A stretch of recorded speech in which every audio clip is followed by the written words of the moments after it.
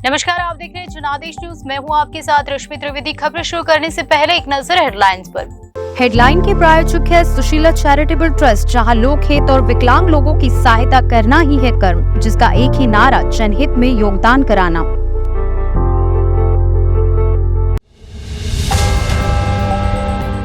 चाचा को सियासी पिच पर भतीजे ने किया आउट। महाराष्ट्र ने दिखाया 2024 का ट्रेलर।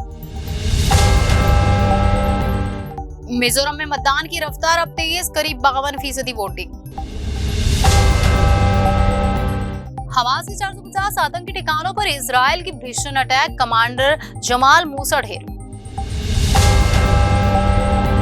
टाइगर 3 में होंगे 12 धांसू एक्शन सीक्वेंस। निर्देशक मनीष शर्मा ने कहा, ये हॉलीवुड फिल्मों जैसे खतरनाक है।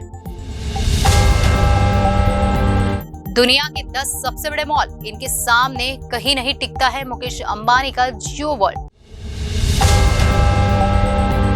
अब खबरें विस्तार से। करीब 2359 ग्राम पंचायतों के लिए हुए मतदान में से 1600 से ज्यादा पर नतीजे का ऐलान हो चुका है।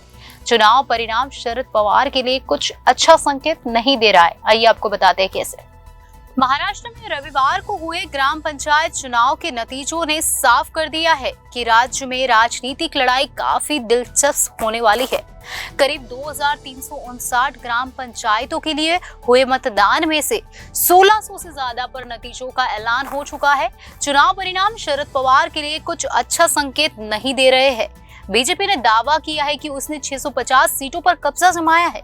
इसके बाद उसके सहयोगी शिंदे गुट और फिर एनसीबी के बागी अजित पवार के गुट का नंबर बताया जा रहा है।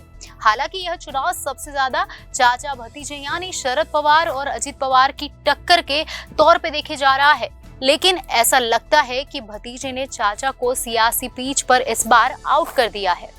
अजित पवार राष्ट्रवादी कांग्रेस पार्टी के धड़ ने सोमवार को दावा किया कि उसके समर्थन वाले पैनल ने महाराष्ट्र में बारामती में 32 ग्राम परिषदों में से 30 पर जीत दर्ज की है। 2 ग्राम पंचायतें बीजेपी समर्थित पैनल की जीती, जो उप मुख्यमंत्री अजित पवार के नेतृत्व वाली रांकपा की सहयोगी पार्टी है। पुणे जिले में बारामती को शरद पवार का गढ़ माना जाता है। शरद पवार ने बारामती लोकसभा सीट पर 1994 से लेकर 2009 तक अपना वर्चस्व कायम रखा।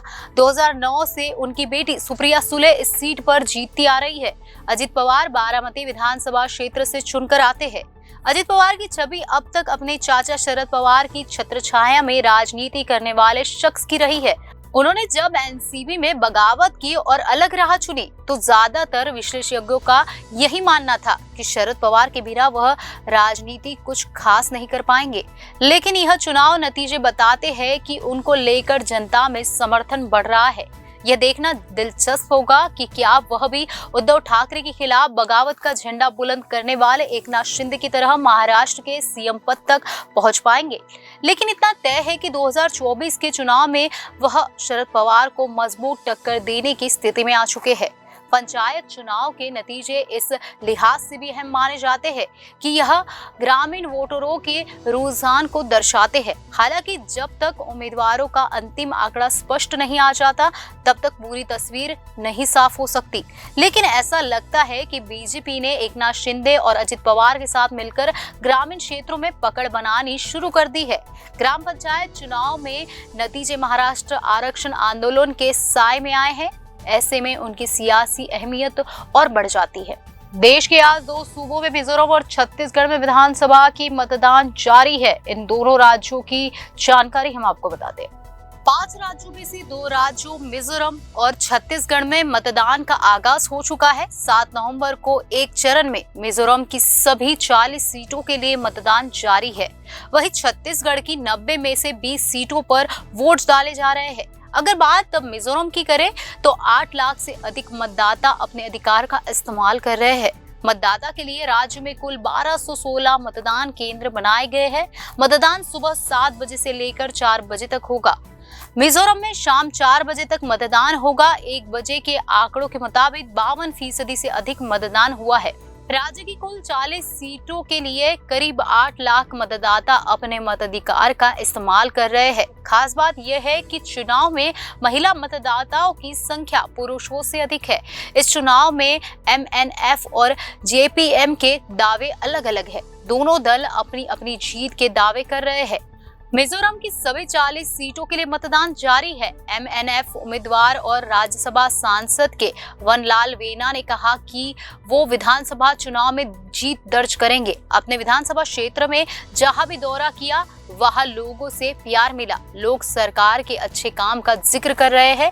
उनका एजेंडा न सिर्फ विधानसभा क्षेत्र का विकास करना है बल्कि राज्य का विकास ही प्राथमिकता है। मिजोरम में मतदान की रफ्तार धीमी है। अब तक 26.4% वोटिंग हुई है। इन सबके बीच जोराम पीपल्स मूवमेंट के उम्मीदवार ललन घिंगवलोवा हमर ने कहा है कि मिजोरम में भ्रष्टाचार का बोलबाला है। हमारा लोगों से सबसे बड़ा वादा राज्य को करप्शन फ्री करना है। हमारी पार्टी ने पहले ही कहा है कि अगर सरकार बनाने का मौका मिलेगा तो लोकायुक्त का गठन करेंगे। हमारे यहाँ लोकायुक्त सिर्फ दिखावे के लिए नहीं, सच बात तो यह है कि लोकायुक्त के पास काम करने के लिए लोग ही नहीं है। मिजोरम में मतदान की रफ्तार सुस्त है। इन सब के बीच मिजोरम के राज्यपाल ने अपने मताधिकार का इस्तेमाल किया है। उन्होंने लोगों से अपील करते हुए कहा कि लोकतंत्र की मजबूती के लिए वो अपने मताधिकार का इस्तेमाल जरूर करें। बता दें कि मिजोरम में सुबह 7 बजे से मतदान शुरू हुआ जो शाम 4 बजे तक चलेगा। लोकतंत्र के इस उत्सव में 8 लाख से अधिक लोग मतदान के अधिकार का इस्तेमाल करने वाले हैं। मिजोरम विधानसभा की सभी 40 सीटों के लिए मतदान जारी है। मतदान में अलग अलग रंग भी दिखाई दे रहे हैं। 96 साल के बुजुर्ग जो देख नहीं सकते उनके लिए शारीरिक परेशानी बाधा नहीं बनी। ब्यू जादवाला ने पोस्टल बैलेट की जगह मतदान केंद्र पर जाकर मतदान किया। उन्होंने 147 सारोवेंग 2 में अपने मताधिकार का इस्तेमाल किया। जेडपीएम के कार्यकारी अध्यक्ष के सबडांग ने कहा कि सीएम जोरमथांगा सपना देख रहे हैं, लेकिन मुझे ऐसा नहीं लगता कि वह दोबारा सत्ता में वापसी करेंगे। लोगों के आंदोलन से ऐसा लगता है कि वह सरकार दोबारा नहीं आएगी क्योंकि इस समय सत्ता विरोधी लहर बहुत ज्यादा है। इस चुनाव में लोग उन दावों के खिलाफ मतदान कर रहे हैं जो सिर्फ कागजों तक सीमित है। मिजोरम के सीएम जोरामथांगा मताधिकार का इस्तेमाल उन्होंने किया। वेंगलाई एक YMA में बने मतदान केंद्र वो पहुंचे लेकिन मशीन में खराबी की वजह से वोट नहीं कर सके। उन्होंने कहा कि एक बार फिर वो वोट डालने के लिए मतदान केंद्र जाएंगे। इस खास मौके पर उन्होंने कहा कि उन्हें भरोसा है कि एक बार फिर राज्य की जनता उनकी पार्टी पे भरोसा जताएगी। पिछले 5 वर्षों में सरकार ने अपनी नीतियों को जमीन पर उतारने में कोई कसर नहीं छोड़ी है। मिजोरम विधानसभा की 40 सीटों के लिए मतदान शुरू हो चुका है। 40 सीटों के लिए 174 उम्मीदवार अपनी किस्मत आजमा रहे हैं। चुनाव के दौरान किसी तरह की अप्रिय स्थिति ना बने उसके लिए सुरक्षा के पुख्ता इंतजाम किए गए हैं। मिजोरम चुनाव की खास बात यह है कि महिला मतदाताओं की संख्या पुरुषों से अधिक है। 8 लाख से अधिक वोटर्स में 4,39,000 महिला और 4,13,000 पुरुष मतदाता है। इजरायली सेना ने कहा है कि उसने ISA और IDF खुफिया एजेंसियों की मदद से हमास के लिए आतंकवादी कमांडर जमाल मूसा को भी मार गिराया है। मूसा हमास की विशेष सुरक्षा अभियानों के लिए जिम्मेदार था। इजराइल ने गाजा पट्टी में हमास के खिलाफ अपनी कार्रवाई तेज कर दी है। इसी बीच उसने हमास के आतंकी ठिकानों पर भीषण हमला किया है। इजराइल की तरफ से बताया गया है कि बीते 24 घंटे में इजरायली सेना ने हमास के 450 से अधिक ठिकानों को तबाह कर दिया है। इनमें आतंकवादी शिविर, सैन्य ठिकाने, निगरानी चौकी, मिसाइल प्रक्षेपण स्थल और अन्य महत्वपूर्ण स्थान शामिल है। इसके अलावा आतंकी कमांडर जमाल मूसा को भी ढेर कर दिया गया है। इजरायली सेना ने हमास के कई सैन्य ठिकानों पर भी कब्जा कर लिया है। इन ठिकानों में आतंकवादियों को प्रशिक्षित करने के लिए इस्तेमाल किए जाने वाले केंद्र भी शामिल है। इजरायली सेना ने गाजा में स्थित आतंकवादियों के भूमिगत सुरंगों को भी नष्ट कर दिया है। असल में इजरायली सेना ने कहा है कि उसने ISA और IDF खुफिया एजेंसियों की मदद से हमास के एक आतंकवादी कमांडर जमाल मूसा को भी मार गिराया है। मूसा हमास की विशेष सुरक्षा अभियानों के लिए जिम्मेदार था। इस कार्रवाई से गाजा पट्टी में तनाव और बढ़ गया है। हमास ने इजरायली हमलों का जवाब देने की धमकी दी है। उधर गाजा में स्वास्थ्य मंत्रालय ने सोमवार को कहा कि रविवार रात इजराइल के हवाई हमले में 8 फिलिस्तीनी मारे गए थे। स्वास्थ्य मंत्रालय ने एक बयान में कहा कि मृतकों में से 4 आइज हॉस्पिटल में थे, जबकि बाकी 4 पीडियाट्रिक रेडिस हॉस्पिटल में थे। बयान में कहा गया था कि इजरायली हवाई हमले ने गाजा शहर में एकमात्र मनोरोग अस्पताल को भी नष्ट कर दिया है। स्वास्थ्य मंत्रालय ने कहा कि मनोरोग अस्पताल, आंखों का अस्पताल और रांतीसी अस्पताल पास ही में स्थित है।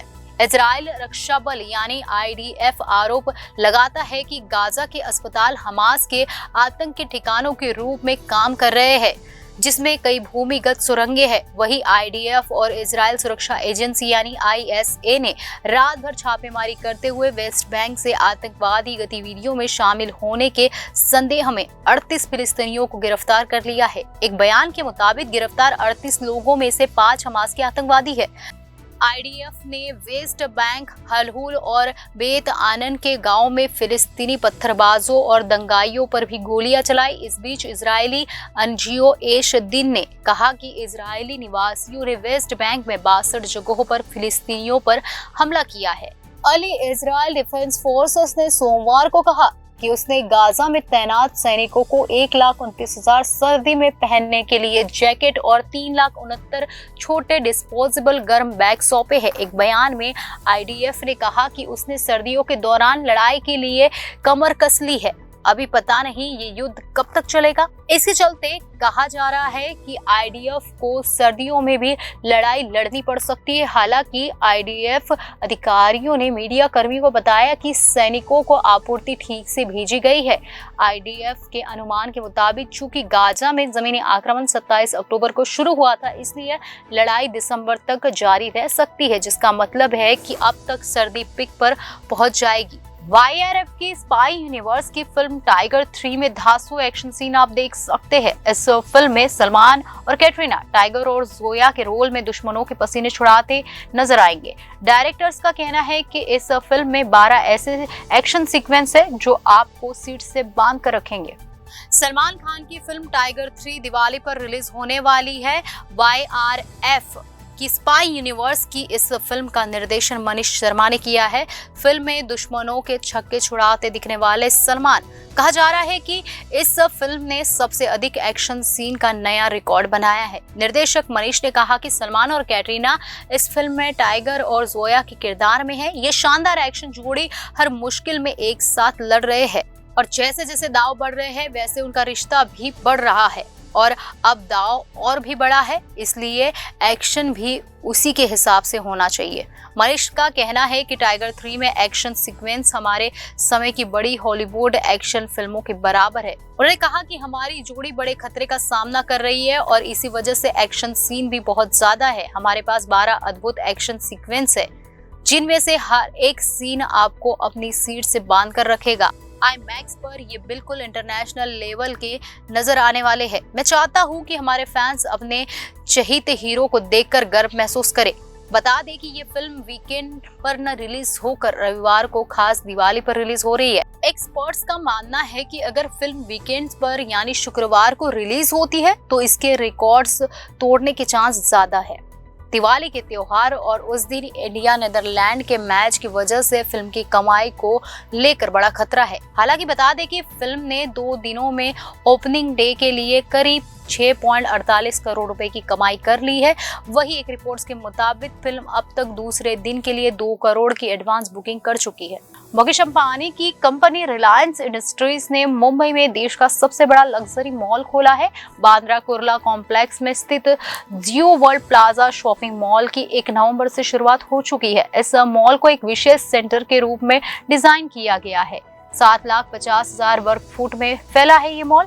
यहाँ हम आपको दुनिया के 10 सबसे बड़े मॉल के बारे में भी बताएंगे। इसके सामने रिलायंस का मॉल कहीं नहीं ठहरता है। भारत और एशिया के सबसे बड़े रईस मुकेश अंबानी की कंपनी रिलायंस इंडस्ट्रीज ने हाल ही में मुंबई में एक बड़ा मॉल खोला है। इसे देश का सबसे बड़ा लग्जरी मॉल बताया जा रहा है। यहाँ हम आपको दुनिया के 10 बड़े मॉल के बारे में बताएंगे। इसमें से सबसे बड़ा मॉल तो रिलायंस के मॉल से करीब 10 गुना बड़ा है। New south China mall luxury digital के मुताबिक ग्रॉस लीजेबल एरिया के हिसाब से दुनिया का सबसे बड़ा मॉल चीन में है। दोगुआन स्थित न्यू साउथ चाइना मॉल में करीब 65 लाख वर्ग फुट रिटेल एरिया है। यह रिलायंस के मॉल से करीब 9 गुना ज्यादा है। इसका ग्रॉस फ्लोर एरिया 96 लाख वर्ग फुट का है। इसमें 2300 स्टोर खोले जा सकते हैं। इसे 2005 में खोला गया था और तब से दुनिया के सबसे बड़े मॉल का खिताब इसी के पास है। हालांकि एक समय इसमें ऑक्यूपेंसी बहुत कम हो गई थी और इसे ghost mall of the world कहा जाने लगा था। Golden resources mall.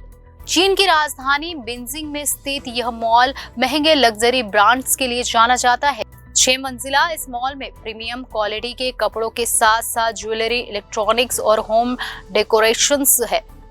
इसका रिटेल एरिया करीब 60 लाख वर्ग फुट का है और इसे 2004 में खोला गया था। इसके निर्माण पर करीब 3.8 अरब डॉलर का खर्च आया था। करीब 1 साल तक दुनिया के सबसे बड़े मॉल का खिताब इसके पास रहा था। अब बात करते हैं आइकन सियाम की। दुनिया का तीसरा सबसे बड़ा मॉल थाईलैंड की राजधानी बैंकॉक में है। नदी के किनारे स्थित यह मॉल 2018 में खोला गया था। इसकी ग्रॉस लीजेबल एरिया 56.5 लाख वर्ग फुट है, जबकि ग्रॉस फ्लोर एरिया 81 लाख वर्ग फुट है। इसमें एक यूनिक फ्लोटिंग इंडोर मार्केट, एक रिवर म्यूजियम और 260,000 वर्ग फुट में फैला एक लग्जरी विंग भी है। बात करते हैं SM मेगा मॉल की। फिलिस्पीन के मंडालुयोंग में स्थित यह मॉल 1991 में खोला गया था। इसका ग्रॉस लीजेबल एरिया 51 लाख वर्ग फुट का और ग्रॉस फ्लोर एरिया 55 लाख वर्ग फुट का है। इसमें 200 से अधिक रेस्टोरेंट्स और फूड स्टॉल है। साथ ही इसमें 14 सिनेमा स्क्रीन भी है। इनमें एक IMAX थिएटर भी है। यह दुनिया के सबसे बड़े मॉल्स में से एक है। MS mall of Asia. Philippines के पसाय में साल 2006 में खुला SM मॉल ऑफ एशिया दुनिया का 5वां सबसे बड़ा मॉल है। हाल ही में आइकिया ने यहाँ अपना स्टोर खोला था। इसका ग्रॉस लीजेबल एरिया 46.6 लाख वर्ग फुट है, जबकि ग्रॉस फ्लोर एरिया 63.5 लाख वर्ग फुट है। इस मॉल से मनीला बे का शानदार नजारा दिखता है। साथ ही इसमें एक skating ring, IMAX theatre, indoor amusement park और एक एक्वेरियम भी है। उसके बाद बात करते हैं सेंट्रल वर्ल्ड की। दुनिया का 6ठा सबसे बड़ा मॉल थाईलैंड की राजधानी बैंकॉक में है। सेंट्रल वर्ल्ड नाम का यह मॉल 1990 में खोला गया था। इसका ग्रॉस लीजेबल एरिया 46.2 लाख वर्ग फुट और ग्रॉस फ्लोर एरिया 89 लाख वर्ग फुट का है। यह थाईलैंड का कल्चर हब भी है।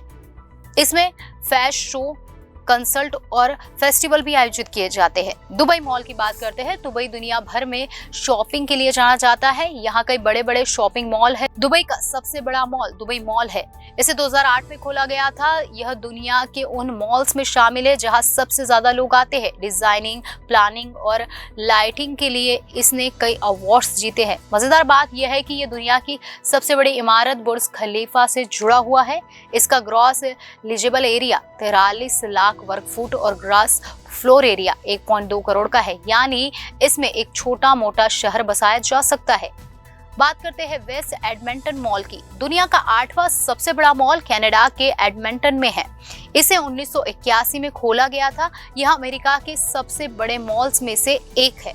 इसमें एक इंडोर अम्यूजमेंट पार्क और एक वाटर पार्क के अलावा मिनी गोल्फ कोर्स और एक बाउलिंग एले भी है। इसका ग्रॉस लीजेबल एरिया 37.7 लाख वर्ग फुट और ग्रॉस फ्लोर एरिया 53 लाख वर्ग फुट है। यूरोप का सबसे बड़ा मॉल तुर्की में है। इस्तांबुल नाम का यह मॉल 2005 में खुला था। इसका ग्रॉस लीजेबल एरिया 34.7 लाख वर्ग फुट और ग्रॉस फ्लोर एरिया 50 लाख वर्ग फुट का है। इसमें 12 cinema screen, indoor roller coaster ride है। साथ ही इसमें फास्ट फूड के कई रेस्टोरेंट्स भी आउटलेट है। यह दुनिया का 9वां सबसे बड़ा मॉल है। बात करते हैं दुनिया का 10वां सबसे बड़ा मॉल मलेशिया के कुआलालंपुर में है। 48 मंजिला बेरजाय टाइम स्क्वायर मॉल को 2003 में खोला गया था। यह मॉल के बजाय ऑफिस बिल्डिंग की तरह दिखता है। यह शॉपिंग मॉल का लीजेबल एरिया करीब 35 लाख वर्ग फुट और ग्रॉस फ्लोर एरिया 7.5 लाख वर्ग फीट है। तो खबरों में आज बस इतना ही। आने वाली सभी खबरों को जानने के लिए आप जुड़े रहिए जनादेश न्यूज के साथ।